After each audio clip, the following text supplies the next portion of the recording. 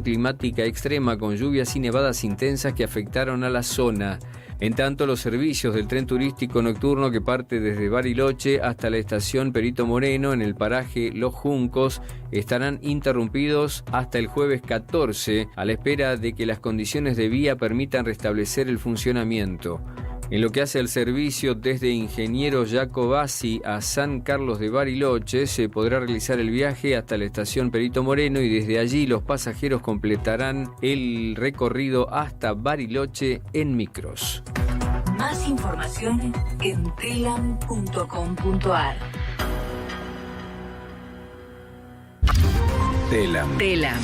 78 años de historia avalan nuestro presente. Proyectan nuestro futuro. Telam. Tan nuestra. Tan argentina. www.telam.com.ar. Morón es más prevención. Ante cualquier emergencia, ahora podés pedir presencia de policía, SAME o bomberos con un solo clic. Descarga la aplicación Morón Alerta y un móvil se acercará inmediatamente a donde estés. No lo dudes. Morón Alerta, en la tienda de tu celular. Municipio de Morón, corazón del oeste. Radiocaput.com. Estás conectado. Estás en Caput.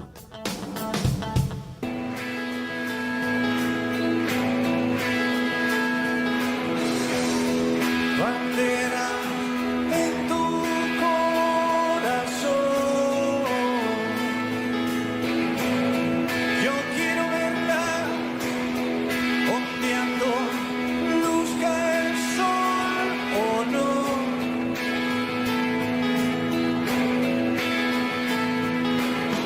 Banderas rojas, banderas negras, de lienzo blanco en tu corazón.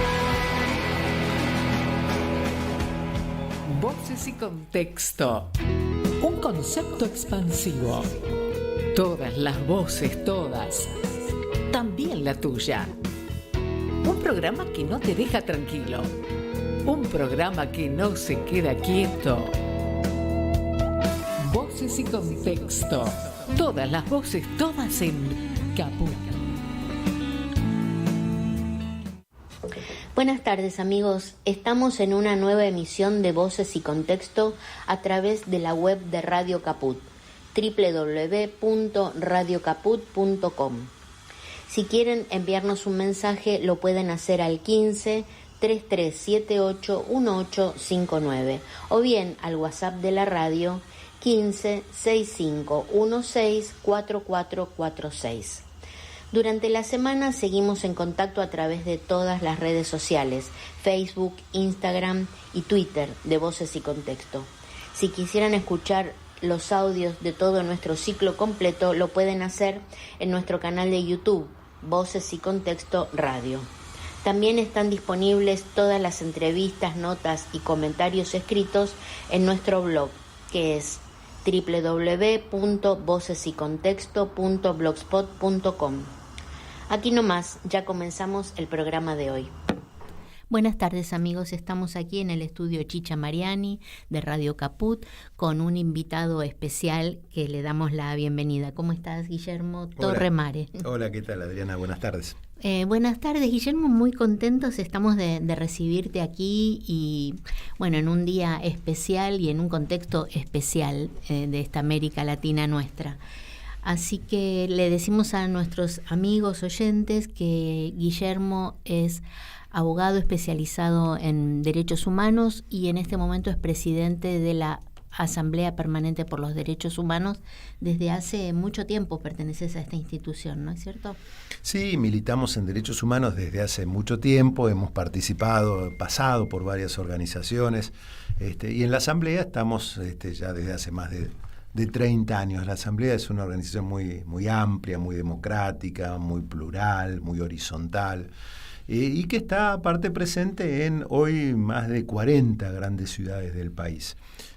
Yo estoy desde el primer momento en la que es mi ciudad, yo vivo en la ciudad de Tres Arroyos, aunque estoy mucho acá en Capital por esta responsabilidad, pero bueno, con mucho gusto de poder estar de alguna manera administrando esta organización. Claro, es una institución que, como vos decís, es democrática, plural, se creó en el año 1975, no sé exactamente el detalle de su creación, pero sí recuerdo ya desde esas épocas la tarea tan responsable, tan comprometida que siempre tuvo la PDH. En el año 75 se nuclearon varias personalidades provenientes de distintos ámbitos, ¿no? Políticos, personalidades que provenían de distintas tradiciones políticas, democracristianos, radicales, socialistas, comunistas, por un lado, y por otro lado también gente ligada a distintos credos religiosos. Claro. La Iglesia Metodista, la propia Iglesia Católica, claro, con Novak, de Nevares, Gesaine, también sectores sindicales, sectores de la cultura, porque se preveía venir una noche muy oscura en la realidad argentina. Sí. Ya habían comenzado los crímenes de la AAA, sí, ya había una desestabilización al sistema democrático, y se pensó que era necesario conformar una organización con estas características, muy plural, para que el propio concepto de derechos humanos los cobijara a todos, en lo que en aquel momento era necesario, porque había que defenderse de ataques a la vida, a la integridad física. Claro. Esto es los derechos humanos que consideramos más básicos, ¿no? Más elementales. Claro, en esa época nosotros nos acordamos muy bien que ya como vos bien decís, ya se perfilaba y había un clima realmente de terror en las calles, con los crímenes diarios de la AAA. Así que muchas veces amanecíamos con noticias muy sangrientas de supuestos enfrentamientos que no eran más que atentados, ¿no? Y eso fue la antesala, digamos, de lo que después va a ser el genocidio, ¿no? Claro, así es. Bueno, y hoy también es un día muy especial porque de más está decirlo, pero bueno, es muy bueno recordarlo así en forma expresa, que hoy se cumplen 50 años del golpe de Estado en Chile a Salvador Allende, que coincidirá seguramente conmigo, que inauguró una época realmente de luto y de terror en toda América Latina bajo lo que después se llamó o conocimos como el Plan Cóndor. Y yo sé, Guillermo, que vos estuviste precisamente ahora, justamente viniste ayer o hoy a la mañana, no, ayer creo, de Chile, de Santiago, y a mí me gustaría mucho que le contaras a nuestros oyentes qué experiencia tuviste allí con los actos de conmemoración, qué viste. Bueno, la verdad es que por ser los 50 años había muchísimas actividades previstas, organizadas por distintos sectores sociales y políticos chilenos, pero claramente lo primero que hay que decir es que cualquier simple observador advierte la existencia de una sociedad absolutamente dividida en lo que es la mirada con respecto al pasado chileno. Hay un sector... Perdón que te interrumpa, sí. Aún haciendo esta salvedad, ¿es muy manifiesta esa división, sobre todo en este día de conmemoración, o no? ¿O fue realmente masiva la conmemoración? ¿Cuál es tu impresión? Bueno, fácilmente se advierte esa división porque es muchísima la gente, y cuando hablo de gente hablo de todos, de distintos estratos sociales, que consideran que es tiempo de no mirar el pasado. Lo expresan con estos términos. Para poder evolucionar, para poder estar mejor, consideran que es necesario mirar solamente para adelante, soslayando cualquier interpretación de la historia reciente que vivieron. Eso por un lado. Eso no quita que, obviamente, haya otro sector muy grande, muy importante, que tenga la mirada opuesta, en el sentido de que es necesario estar permanentemente reinterpretando la historia con un sentido de memoria, de verdad y de justicia. Y estos fueron los sectores que engrosaron todos los actos conmemorativos, especialmente la marcha que se llevó a cabo ayer a la mañana. Era una marcha que comenzaba muy temprano, una rareza teniendo en cuenta nuestras costumbres en Argentina, una marcha que estaba convocada para las 9:30 de la mañana de un día domingo, que fueron muchas cuadras. Yo ahora no me animo a tener una visión clara, porque aparte se fueron congregando columnas desde distintos lados, que comenzó enfrente al Palacio de la Moneda, pasando por Morandé 80, el ingreso a la Casa Presidencial chilena, y desde la cual se lo retira muerto a Salvador Allende. Después fueron muchas cuadras de marcha para terminar en el Cementerio Central, rindiendo homenaje no solamente al presidente Salvador Allende, sino también a las víctimas de lo que fue el genocidio chileno. En ese sentido hubo una masividad, esto está claro, pero una masividad que se vio opacada por una presencia de carabineros absolutamente provocadora y en muchos momentos totalmente represiva. Parece mentira, ¿no? Sin ninguna necesidad, y esto lo puedo decir con la certeza del observador, sin ninguna necesidad, la presencia de carros hidrantes lanzando agua con contenidos químicos que generaban irritación en la garganta, en los ojos. Eso estuvo presente a lo largo de toda la marcha, estuvo muy presente luego en el cementerio. Los carabineros intentaban obstaculizar la marcha poniendo vallas en todo momento, cuando eso era absolutamente innecesario, y esas provocaciones sí generaron que grupos de jóvenes arrojaran piedras contra los carabineros. Claro. Pero además, la provocación fue de parte de los carabineros, esto lo digo con la certeza del observador, claro, ¿no? Pero ¿se trataba de un acto oficial o un acto? Bueno, el presidente Gabriel Boric estuvo al inicio de la marcha encabezando la marcha. Creo que fue una actitud más destinada a la prensa, claro, porque no participó obviamente de toda la marcha. Y ahora le queda un gusto bastante amargo en el sentido de esta actitud provocadora y represiva de carabineros, si era una orden del gobierno o es lo que yo en lo personal sospecho que es una fuerza armada, que tiene una gran tradición represiva por un lado, y que de alguna manera en tiempos democráticos, y que de alguna manera es autónoma. Yo creo que hay una especie de pacto con el gobierno para mantener autonomía en muchas de sus facetas. Esa es la impresión que tengo, porque uno descree que un presidente que tiene un discurso respetuoso de los derechos humanos pueda tener compromiso con lo que nosotros vimos personalmente como observadores. Yo participé junto con 5 compañeros de la Comisión Provincial por la Memoria de Argentina, y también con una organización humanitaria de Chile llamada Casa Memoria José Domingo Casas. De modo que le queda a uno esa sensación. Y la otra sensación que nos queda es la de valorizar todo lo que hemos avanzado y trabajado en la Argentina. Yo soy abogado querellante en varias causas de lesa humanidad desde hace ya muchísimos años, y uno siempre se está quejando de lo que demoran los juicios, de que lo que tardan tribunales en conformarse, de las prisiones domiciliarias que hoy se han convertido en la regla cuando deberían ser la excepción. Sí.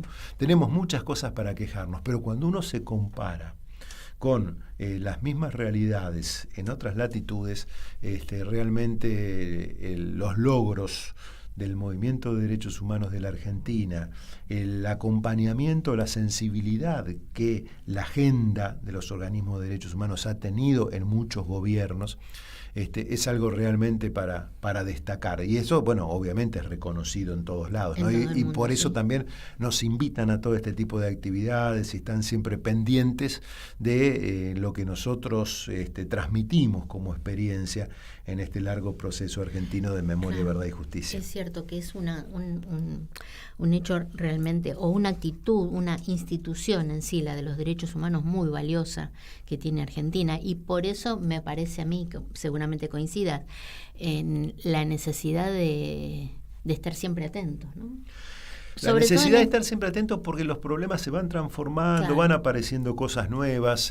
Hoy no estamos frente a la realidad del 75 que generó la creación de la PDH, ni estamos ante la realidad que se vivió durante la dictadura, donde el gran tema era la recepción permanente de denuncias, las presentaciones oficiales ante el Estado, pidiendo, aún sabiendo que no iba a haber respuesta, pero sí generando el antecedente, generando... Y tampoco lo que vino después, ¿no? Todo el proceso de juzgamiento que tantas idas y venidas tuvo en la Argentina. Hoy tenemos realidades diferentes que son muy preocupantes para nuestro momento actual, claro, ¿no? Sí. Y lo importante también es que se convirtió en una política de Estado la de derechos humanos. Por eso, mayor atención a no perder esto que se logró con tanto trabajo, con tanto sacrificio, con tanta perseverancia y con tantas muertes, ¿no es cierto? En el año 2005 se anularon las leyes de impunidad y a partir de ahí volvieron a abrirse las causas judiciales y comenzó un periodo que no se ha detenido hasta el momento. Que no se ha detenido y que fue de alguna manera sorprendente, ¿no? Porque había, después del juicio, quedó todo como en un estado, y con el gobierno de Néstor y después de Cristina hubo una revisión. Sí.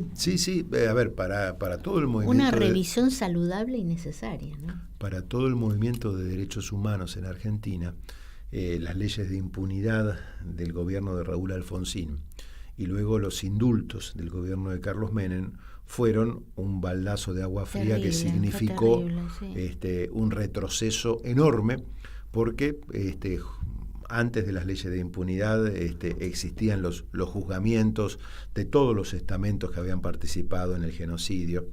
Después de los indultos, ya Argentina se convirtió en una especie de aguantadero de los criminales más importantes de que el país tenga memoria. Por eso, durante ese periodo, el movimiento de derechos humanos fue muy creativo, ideó lo que se llamaron los juicios por la verdad para mantener viva no solamente la memoria histórica, sino para conocer más la verdad de lo que había sucedido. Y después todo lo que se conoció sirvió como insumo para los juicios posteriores, una vez que el gobierno de Néstor Kirchner generó la anulación absoluta de las leyes de impunidad y los indultos. Y ahí empieza este periodo que vos bien caracterizás como una política de Estado, porque nunca más se pudo volver atrás, nunca más se pudo ni restringir ni limitar los juzgamientos. Y yo creo que de alguna manera hay un gran consenso en la sociedad argentina que nada mejor que elaborar esa etapa en base a procesos de justicia, ¿no? Procesos en los cuales aquellas personas que aparecen acusadas tienen todos los derechos y las garantías constitucionales para poder defenderse. Es más, de cada 100 imputados que son llevados a juicio, aproximadamente 15 son absueltos. Esto, cuando uno está participando de una causa judicial y le anuncian la sentencia y alguien que uno acusaba es absuelto, en principio no lo toma bien, uno se enoja, critica a los jueces, pero la verdad es que a mí es algo que me parece una muy buena señal, en el sentido de que queda claro que nadie entra a un juicio condenado, sino que son las pruebas que se van relevando en el juicio las que efectivamente la forman la convicción judicial para condenar a alguien, ¿no? Y esto habla muy bien de nosotros como sociedad respetuosa de las garantías judiciales, que también son derechos humanos, las garantías que tiene una persona que está acusada de algo, ¿no? Pero bueno, lo cierto es que estas políticas de Estado se han desarrollado y hoy llevamos alrededor de 1.200 imputados que fueron condenados en alrededor de 300 sentencias que hay dictadas en el país, muchas de las cuales han tipificado lo ocurrido como el delito internacional de genocidio, que es el más grave de que la comunidad jurídica internacional ha legislado, y hay otras alrededor de 300 causas judiciales que se están trabajando en este momento y que tienen alrededor, hablo siempre en números redondos para que quede más fácil, alrededor de 900 personas que están siendo juzgadas hoy, ¿no? De modo que este proceso continúa y con muchas idas y vueltas, porque los procesos son más largos de lo que a uno le gustaría. Sí, seguro, son más largos, y yo pienso, bueno, también por una cuestión biológica, me imagino que muchos de los acusados o de los sospechosos o los culpables también son muy grandes, ancianos, muchos ya estarán muriendo. Correcto, lo que vos decís es muy importante y tiene que ver con nuestros pedidos de celeridad en los juicios. Los juicios empiezan, imaginemos, con 10 personas imputadas. Y a medida que el juicio se va desarrollando, alguna de las 10 fallece por razones naturales, todas tienen hoy más de 75 años, y otros son apartados del juicio por problemas de salud que le implican algún tipo de patología que les imposibilita seguir las alternativas de un proceso judicial. O sea, un carácter humanitario en su tratamiento. Lo prevé la ley, además, lo prevé la ley. Si alguien tiene algún tipo de imposibilidad para comprender las alternativas de un proceso judicial, no puede ser juzgado porque no podría defenderse. Entonces, se dicta una resolución que lo aparta del proceso mientras dure ese estado. Claro. Y esos estados, obviamente, en una persona de más de 75 años ya son permanentes. A veces son irreversibles. Sí, claro. Exacto. Sí. Eso hace que muchos grandes responsables, en definitiva, mueran sin la condena que hubieran merecido. Pero bueno, esto también tiene que ver con ese largo periodo de impunidad en la Argentina. Estas personas tendrían que haber sido juzgados a la salida de la dictadura, no 40 años después. Claro. Pero bueno, esta es la realidad. Alfredo Zitarrosa dice: no hay nada más sin apuro que un pueblo haciendo su historia. Y nosotros, bueno, nos hemos aferrado a esta expresión como para justificar de alguna manera que estos son los tiempos que los pueblos se dan para comprender incluso incluso su también historia, ¿no? Como vos lo explicabas hace un rato, con esos dos procesos en democracia que representaron un retroceso, o bien no, por distintas circunstancias que no vamos a analizar ahora, ¿no? Pero también representaron como una especie de retroceso, quizás porque, entre otros motivos, las condiciones políticas lo exigían así, ¿no? Sí, no representaron, fueron retrocesos muy grandes, porque se venía de juzgamiento, es decir, varios miembros de las 3 primeras juntas militares estaban presos y fueron liberados. Claro. Recordemos que ese atajo del robo de bebés fue lo que vuelve a llevar a la cárcel a Videla.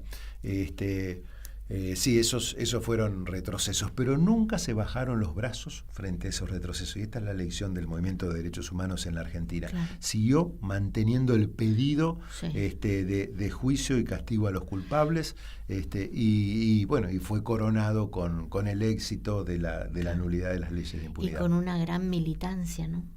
Porque sin duda. Eso no más allá de los vaivenes políticos, de los gobiernos, eso nunca decayó. Sin duda, y sin esa militancia hubiera sido imposible. Claro, sí, hubiera sido el olvido. Hubiera sido absolutamente imposible. Guillermo, y hay otro tema hay otros dos temas: el enjuiciamiento de los partícipes civiles, los delitos económicos. ¿Qué tema? Es un tema que cuesta mucho al Poder Judicial, que le ha costado y le cuesta mucho. Son muy, muy pocos los casos de corporaciones económicas sentadas en el banquillo de los acusados, muy pocos los casos de funcionarios judiciales que tuvieron realmente responsabilidad en que el genocidio se pueda haber llevado adelante. Hay algunos casos, son los menos. Este año tuvimos la muerte de Blaquier, por ejemplo, el dueño del ingenio Ledesma, que tuvo la causa parada durante prácticamente 8 años en la Corte Suprema de Justicia. Eso significó que él gozara de una amplia impunidad todo ese tiempo, y terminó impune cuando es responsable de más de 300 secuestros, de 30 muertes, de múltiples casos de tortura.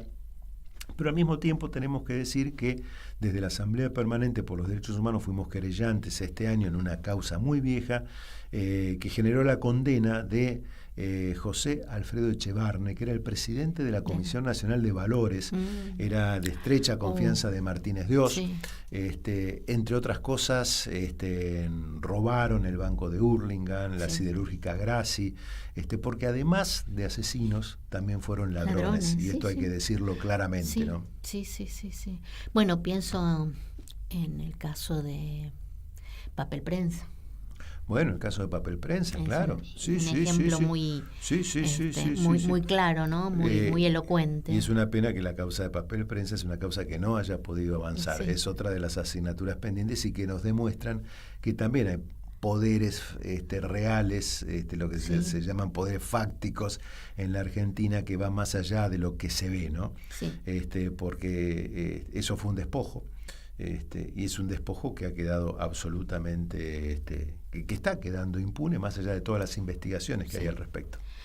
Quizás no con tanta difusión o tanta relevancia, pero todos conocemos casos en donde los robos implicaban robo de todo.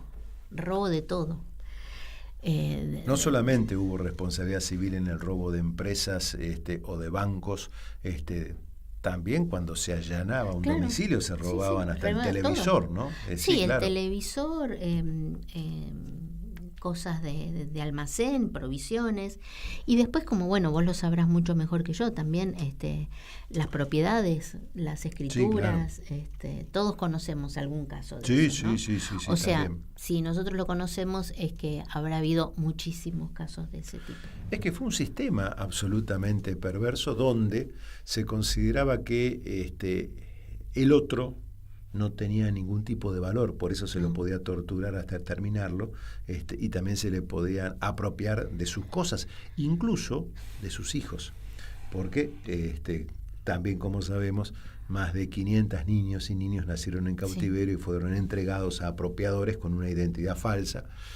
Gracias al trabajo muy destacable de Abuelas de Plaza de Mayo, se ha recuperado la identidad de 133, pero hay alrededor de 400 viviendo entre nosotros con una identidad falsa, en algunos casos seguramente apropiados por quien fueron los verdugos de sus padres. Claro, en otros casos quizá apropiados más por gente, claro, en otros casos ya apropiados a lo mejor por gente que no ha tenido mala fe, pero que de alguna manera posibilitó formas de complicidad, con que esto en realidad sucediera, y es una de las asignaturas pendientes todavía. Es cierto. Guillermo, y otro tema es el tema de los temas, el pacto de silencio. Uy, claro. Porque el tiempo va pasando y muchas veces todos nos hemos preguntado ¿dónde está la información? ¿Dónde están los documentos? ¿Dónde están los listados, las planillas, los informes? Primera cuestión. En todos los juicios de lesa humanidad, cuando se abre la etapa de debate, eso comienza convocándose a la persona imputada a lo que se llama declaración indagatoria.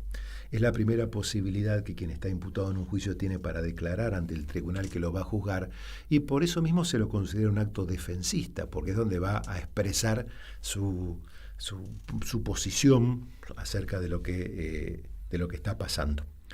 En la inmensa mayoría de los casos, los imputados prefieren guardar silencio. Claro. El silencio no puede ser interpretado en contra del acusado, entonces guardan silencio. Y ese silencio se mantiene a lo largo de todo el proceso. Y eso es la configuración precisamente de lo que vos bien llamabas, ese pacto de silencio que oculta todo. oculta el destino de las víctimas.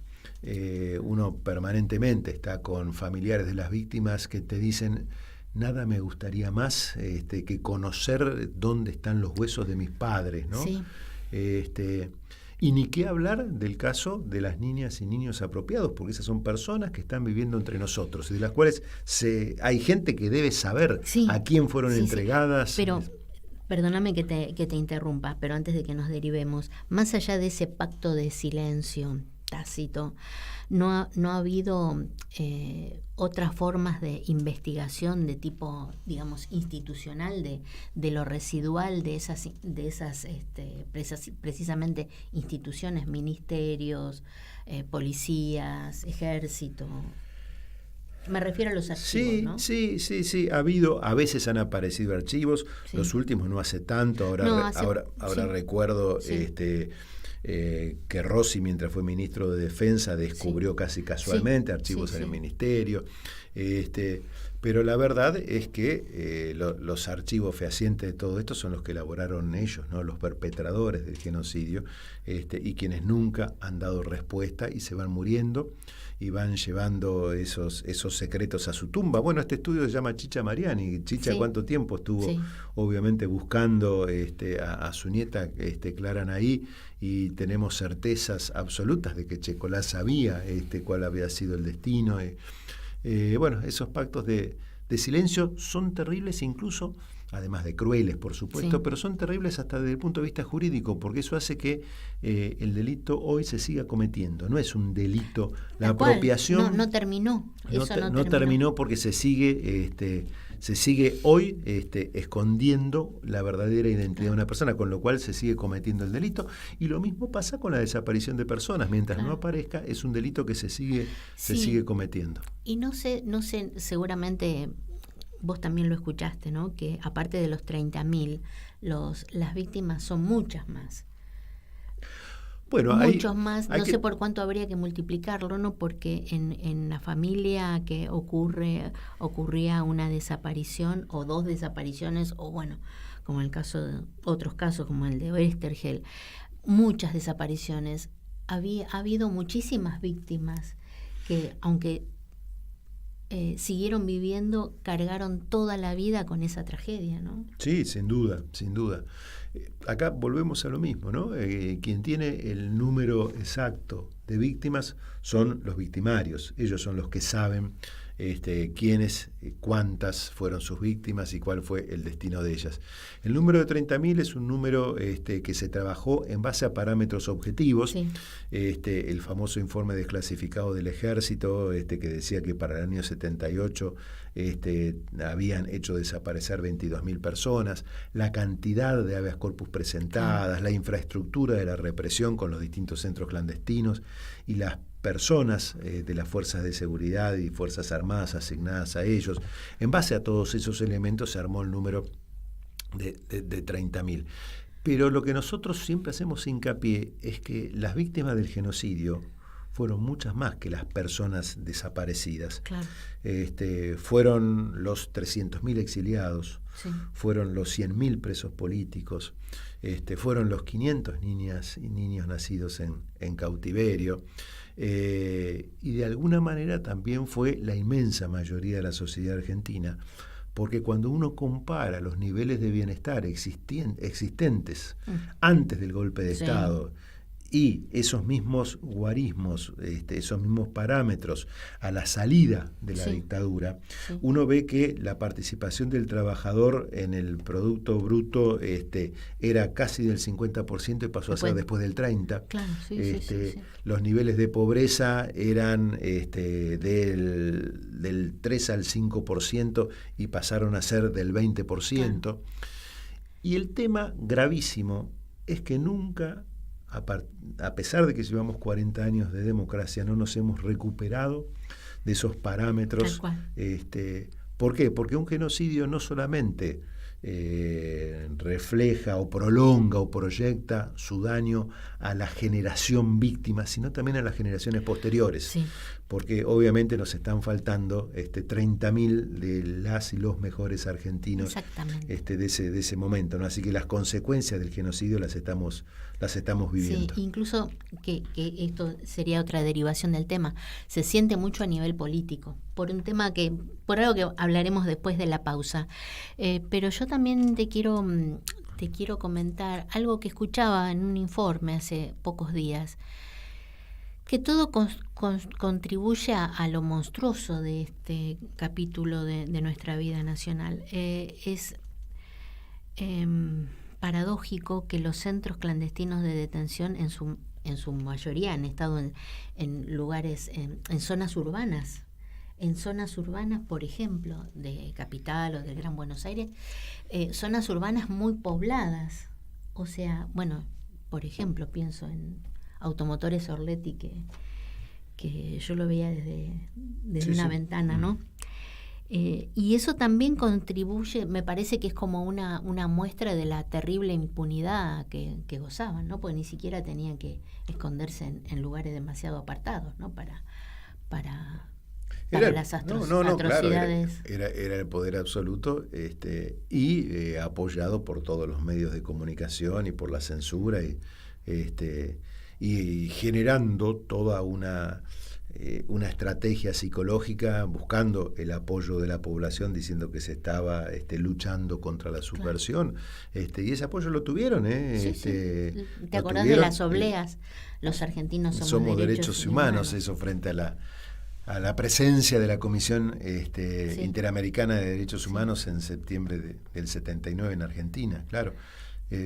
Y algo que también se analiza, ¿no? Con esta perspectiva que da el tiempo y un poco la historia económica, que el golpe, si bien tuvo su faceta política, ideológica, obviamente, tuvo un alto contenido, un gran componente económico, ¿no? Todos recordamos las reformas que hizo Martínez de Hoz. Y esto que vos decís, que después lo vimos reflejado en las series estadísticas en cuanto al descenso de la calidad de vida, del Producto Bruto Interno, lo que pasaba con las industrias, la detención el parate en las universidades, en las investigaciones. Claro, o sea que fue como un trabajo. El proyecto fue precisamente ese, y esto lo advierte Rodolfo Walsh en su carta abierta a un año de la dictadura, a un año, ¿no? Exactamente un año. Ya advierte que vienen a hacer eso, ¿no? Incluso lo vienen a hacer de tal manera que, fíjate, todos los ministros de los primeros años de la dictadura fueron militares. Sí. A excepción de Martínez de Hoz. Martínez de Hoz en realidad, y del ministro de Educación. El ministro de Educación, que se lo otorgaron a la Iglesia Católica, claro. Y José Alfredo Martínez de Hoz, que se lo otorgaron a los sectores de la tecnocracia liberal que venía precisamente con ese proyecto que nos endeudó, que destruyó, que tenía por objetivo destruir todo lo que era el potencial de la clase trabajadora en primer lugar, ¿no? Sí. Bueno, y generando la destrucción de la matriz productiva del país para que sea la matriz financiera, volviendo el país agroexportador, ¿no? ¿Cómo lo hemos vivido eso? Que después, bueno, obviamente se reflejó por ejemplo, en películas, en fin, en obras de teatro. Realmente sí, eso fue un plan, no es que le salió bien, venían a eso. Y otra cosa que recuerdo en este momento, pasado unos años, no muchos, pero pasado algunos años, uno observaba, sí, realmente, no sé si con asombro, con sorpresa, que el nivel, porque hemos tenido, reconozcámoslo, otros golpes, unos cuantos golpes previos a ese, ¿no? Pero como nunca, el golpe del 76 implicó la intervención militar en todos los estamentos de la sociedad. Por ejemplo, asociaciones profesionales intervenidas, y a la cabeza estaba un militar. Es decir, te puedo decir... Claro, de la CGT... Sí. Por ejemplo, la Asociación de Bibliotecarios, ¿no? Me consta. Claro, sí, parece absurdo, ¿no? Estuvo intervenida, no por un militar, en ese caso realmente como una excepción, pero cooperativas intervenidas por militares, es decir, todos los estamentos, todas las organizaciones sociales y económicas. Porque fue un proyecto totalizador, ¿no? Claro. No solamente se venía con un objetivo, o mejor dicho, se venía con un objetivo que era un objetivo total, ¿no? Sí. Modificar las estructuras de la sociedad, y para eso, claro, era necesario hacer desaparecer a mucha gente, que otra gente se exiliara y que no estuviera en el país, que otros estuvieran presos en el mientras tanto, y que gobernaran todas las instituciones. Sí. Incluso en la provincia de Buenos Aires, que es donde yo conozco un poco más, se generaba la idea de propiciar cierta participación a nivel vecinal, como para crear lo que se llamó la cría del proceso en aquel momento, claro, ¿no? Que era la base de un eventual apoyo a las políticas de la dictadura, con la idea de transformarse con cierta institucionalidad, cuando ya la situación no diera para mantener una dictadura cruel y dura como lo fue a partir del 76, ¿no? Así es. Guillermo, te propongo que escuchemos un tema musical muy, muy adecuado para el día de hoy, un tema de Víctor Jara que se llama Manifiesto. Aquí Martín aprieta los botones.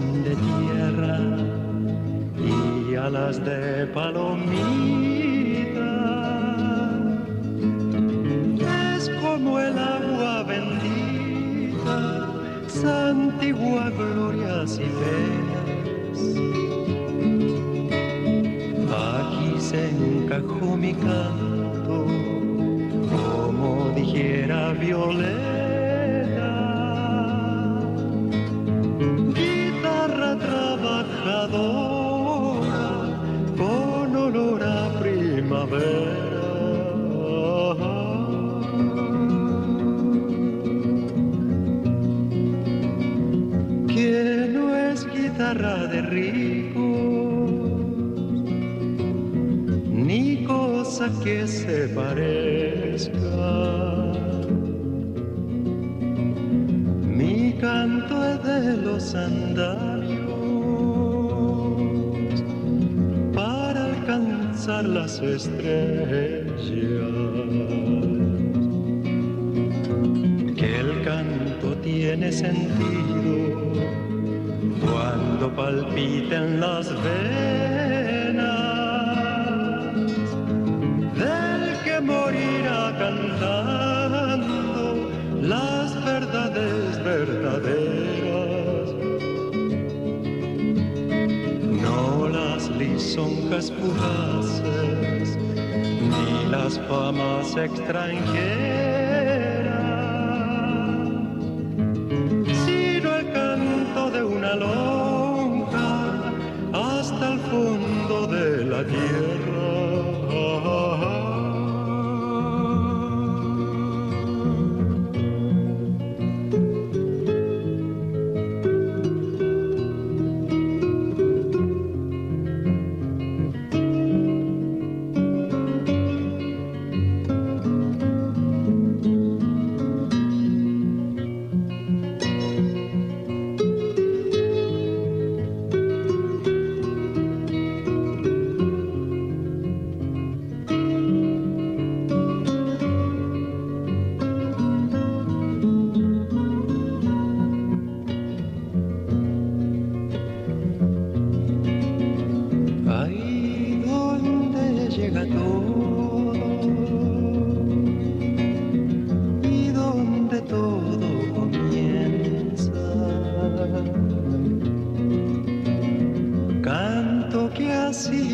valiente,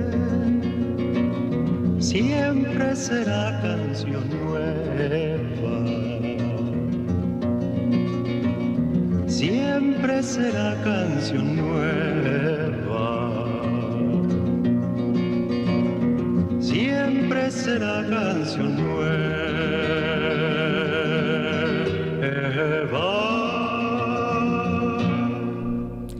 Volvemos aquí al estudio Chicha Mariani este lunes en Voces y Contexto con Guillermo Torremare.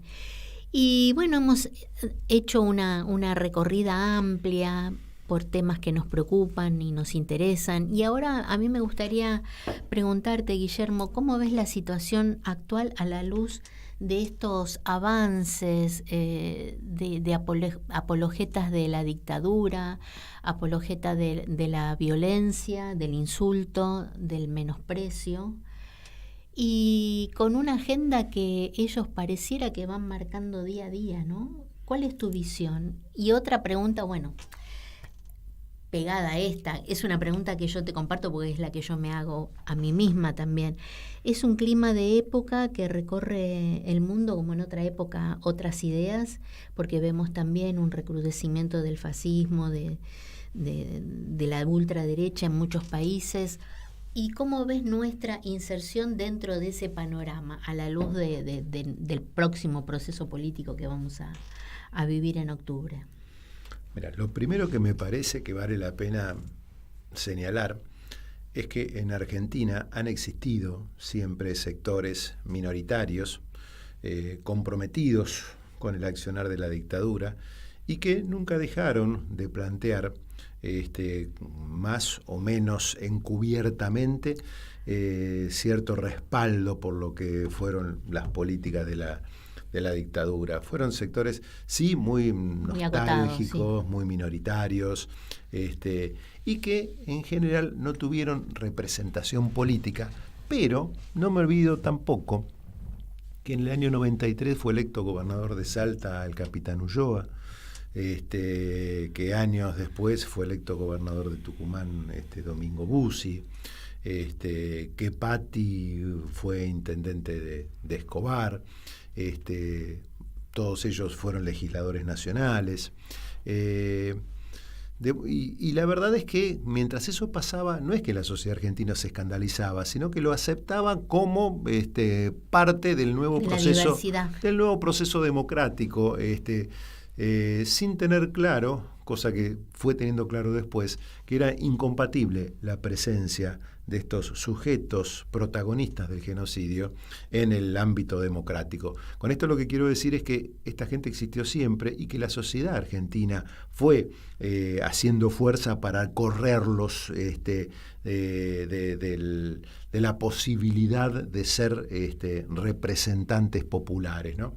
Pero nunca dejaron de existir estos sectores. Y la verdad es que a partir de la nulidad de las leyes de impunidad hubo un avance cuantitativo y cualitativo acerca de la concepción de los derechos humanos y de la necesidad de las políticas de memoria, verdad y justicia que fue realmente extraordinario. De la mano de eso hubo también una revalorización de las organizaciones militantes, en algunos casos armadas, de la década del 70.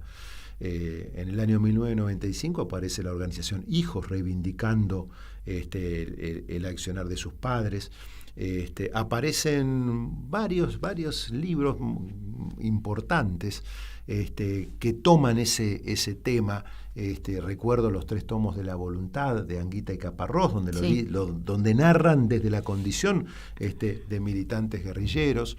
El famoso libro Cazador de Utopías de Coco Blausten, que desde otro lugar también narra lo mismo. Así se empieza a poner en valor esas prácticas.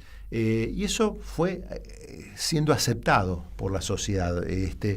Sin embargo, ahora el problema que parece que es nuevo, y yo creo que no lo es que hay algunos sectores de la vida política que lo están planteando como un desafío frente a un electorado que hoy tiene cierta decepción con algunas políticas públicas de todos aquellos que generamos esta posibilidad de avance en el concepto de derechos humanos. Y lo plantea muy tramposamente. El lunes pasado tuvimos este famoso acto de la diputada, organizado por la diputada Villarruel, que lo plantea como un homenaje a las víctimas del terrorismo. En realidad, el concepto terrorista es un concepto mal usado, el terrorismo es otra cosa, pero no importa. Lo plantea como un homenaje a las víctimas, y en realidad lo que es una reivindicación de las políticas de la dictadura y, en definitiva, del genocidio. Ahora bien, a mí lo que, por un lado, me preocupa porque es la primera vez que esto está apareciendo en la escena pública con esta fuerza y con esta pretensa legitimidad. Y en un ámbito público, que eso es gravísimo, yo creo que ahí hay una responsabilidad de las autoridades de la legislatura porteña en habilitar ese acto en ese lugar, que creo que son impresentables en ese sentido.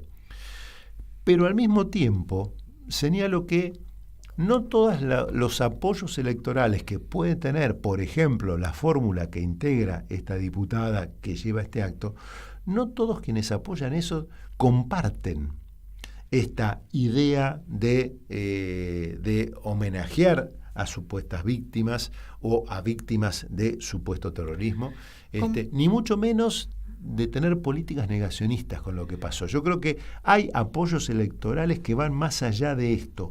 Yo estoy convencido que si hoy hacemos un paneo en la sociedad argentina, hay una inmensa mayoría que va a expresar su acuerdo con las políticas de memoria, verdad y justicia.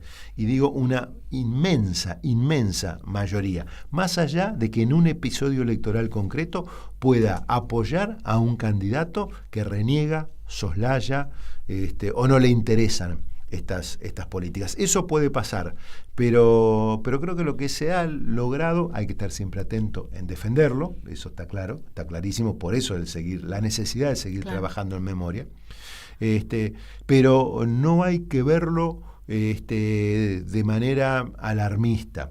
Lo que hay que verlo es con la prudencia y la vocación para seguir trabajando en que avancen los juicios, en que se conozca cada vez más la verdad de lo sucedido. Todavía hay muchísimo punto oscuro de lo que sucedió durante la dictadura.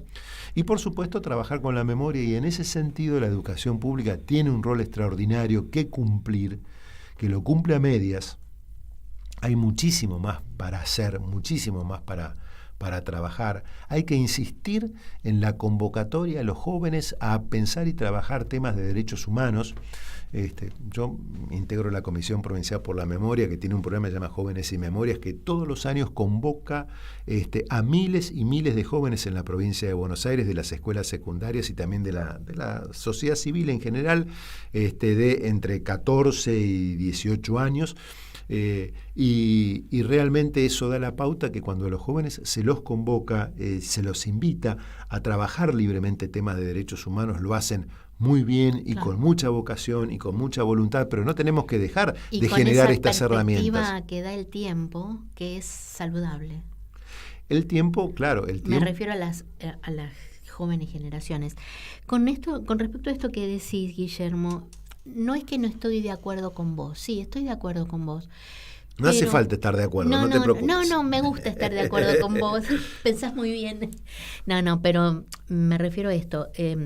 Esta actitud de alarma o de alarmismo que se siente en algunos casos. Yo también pienso, me acuerdo en este momento de Biondini, por ejemplo, de la revista Cabildo y de estos personajes que usufructuaron del sistema democrático para ser funcionarios públicos, ¿no?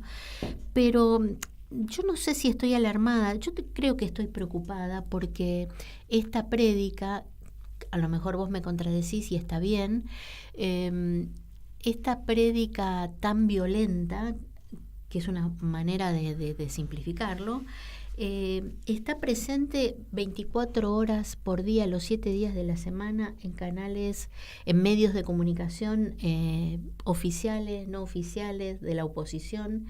Y A mí lo que me preocupa es que, sí, como te decía antes, marcan agenda e instalan temas. Y lo que vos decís, también coincido, que no todo el votante de estos engendros está de acuerdo con esa política violenta y negacionista. Pero también sé que hay muchos votantes que tampoco están informados, que no tienen la formación y que apelan probablemente a argumentos evanescentes realmente cuando justifican por qué votan. Bueno, no quiero caer en el estereotipo de que hay muchos jóvenes que no saben, porque no me gusta eso, ¿viste? Decir, de achacar a los jóvenes la falta de conocimiento.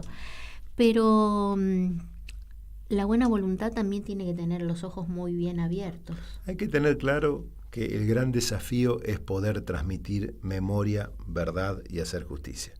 A mí me parece que esto es lo que tenemos que trabajar permanentemente. Si logramos eso, no vamos a estar con estas zozobras que pueden ser más o menos alarmistas, o las podemos mirar desde el lugar que lo miremos. Lo cierto que ese es nuestro gran desafío y tenemos que tener muy claro de eso. Es cierto que se han popularizado a caballo de cierto malestar social por la falta de cumplimiento de expectativas políticas que se habían generado. A caballo de eso se han generado situaciones que en algunos casos provocan estos discursos que empiezan siendo discursos de odio, empiezan siendo discursos donde se busca enemigos, se busca culpables de por qué estamos mal. Estamos mal porque la plata se la llevan los planes o los inmigrantes o quien vos quieras. Por un lado eso, y eso abre las puertas a generar políticas negacionistas que se caracterizan, por un lado, por desconocer la verdad histórica, que en nuestro caso ha sido judicialmente comprobada, y de la mano de eso agravian la dignidad misma de las víctimas, de sus allegados y, por qué no, de toda la sociedad. De toda la sociedad, sí. Estos discursos hay que estar contrarrestándolos permanentemente. Yo creo que no podemos dejarlos pasar como si nada. ¿Y vos no sentís o no te gustaría o no esperás que hubiera una respuesta más contundente, más explícita de los que pensamos de otra manera, incluso también a nivel institucional, nuestras instituciones, ante el agravio, por ejemplo, al Papa Francisco, a Estela, etcétera, etcétera, etcétera? Yo te confieso sinceramente, que veo como una actitud demasiado expectante, ¿no? Yo lo que diferenciaría, bueno, por un lado hay una cuestión de vocación de militancia política y de propagandista de cada uno de nosotras, nosotros, que eso cada uno lo regula en función de su vocación, en función de sus convicciones, en función de las ganas que tenga. Eso por un lado. Por otro lado, hay que sopesar y equilibrar derechos humanos que a veces están en tensión. Yo voy a defender siempre la libertad de expresión, y me cuesta mucho pensar en los delitos de opinión, ¿no? Que una opinión pueda ser considerada delictiva. No obstante, eso tiene límites, y los límites tienen que ser claros y tienen que ser conocidos por todos y no pueden ser trasvasados, si no se convertirían en delito. Y por eso lo que pienso es que hoy es un momento propicio para discutir la sanción del negacionismo en la Argentina. Es cierto. ¿Por qué? Porque yo creo que si logramos incorporar al negacionismo, esto es hacer la apología o desconocer la comisión de graves violaciones a los derechos humanos en la Argentina, si logramos que eso se tipifique en el Código Penal, estaría traduciendo de alguna manera un consenso social de que eso está mal. Así como robar es un delito y está en el Código Penal, y toda la sociedad sabemos que robar está mal y por eso es un delito que está en el Código Penal, con el negacionismo tenemos que empezar a discutir si no tendríamos que hacer lo mismo, ¿no? Y por supuesto que impugnar a cualquier funcionario público o a quien aspire a hacerlo si fuera negacionista. y esto tiene una razón jurídica importante, claro. que es la siguiente: el Estado argentino tiene la obligación legal de investigar, juzgar y sancionar las graves violaciones a los derechos humanos, porque así esa obligación se la imponen los tratados internacionales de derechos humanos que suscribió y que están en la Constitución Nacional. Entonces, si el Estado tiene esa obligación, el Estado no puede tener en sus filas como funcionario a alguien que sea negacionista, porque estaría contrariando una obligación estatal. Entonces creo que hay que dar estas discusiones. Yo acá tiro algunas puntas de por dónde me parece que hay que darlas, pero son debates que hoy tenemos frente a la realidad. Y creo que si ponemos el sello de los derechos humanos en estos debates que tenemos que dar, eso va a tributar a una sociedad mejor, más justa, más democrática. Por eso yo creo que los derechos humanos hoy siguen siendo un horizonte inobjetable de nuestro tiempo, ¿no? Bueno, Guillermo, acá está Martín, que nos está haciendo algunas señas muy, muy elocuentes. Vamos a respetarlo a Martín. Se está terminando el programa y yo quiero agradecerte sinceramente, Guillermo, muchas gracias a vos. Tu visita y bueno, y sobre todo el despliegue de tu actividad tan comprometida con los derechos humanos. Muchas gracias, un gusto para mí. Bueno, gracias Martín, hasta la semana próxima. Voces y contexto, todas las voces, todas.